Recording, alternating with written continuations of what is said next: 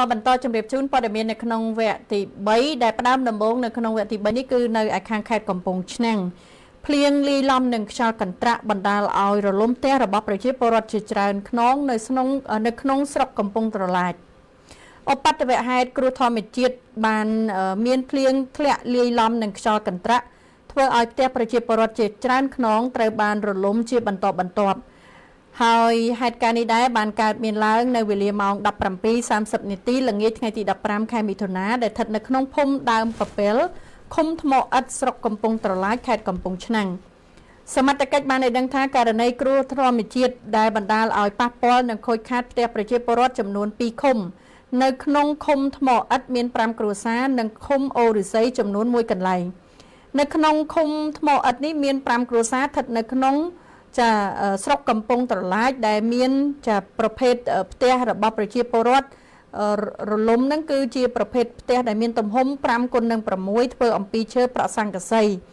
និងទី2គឺជាប្រភេទផ្ទះទំហំ7 x 6ម៉ែត្រធ្វើអំពីឈើប្រក់ស៊ីប្រូ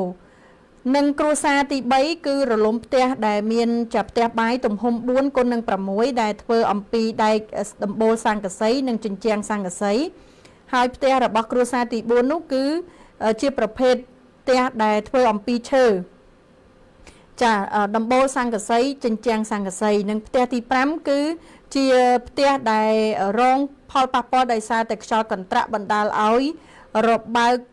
ដើមរលំដើមឈើសង្កត់លើផ្ទះបាយដែលធ្វើឲ្យខូចខាតរោងបាយដែលធ្វើអំពីស័ង្កសីផងដែរដោយឡែកនៅក្នុងឃុំរិស័យវិញមានមួយកន្លែងស្ថិតនៅក្នុងភូមិច្រករមៀតឃុំអូរិស័យស្រុកកំពង់ត្រឡាចគឺរងការខូចខាតនៅវិទ្យាល័យចំណេះដឹងទូទៅ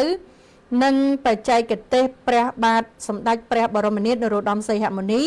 ដែលខ្យល់កន្ត្រាក់ខ្លាំងគឺបណ្ដាលឲ្យរបើកដំបូលរហែកប្រមាណជា100សន្លឹកនិងរលំដើមត្នោតចំនួន2ដើមផងដែរចា៎នេះគឺជាបញ្ហាគ្រោះធម្មជាតិដែលកើតមានឡើងនៅក្នុងទឹកដីខេត្តកំពង់ឆ្នាំង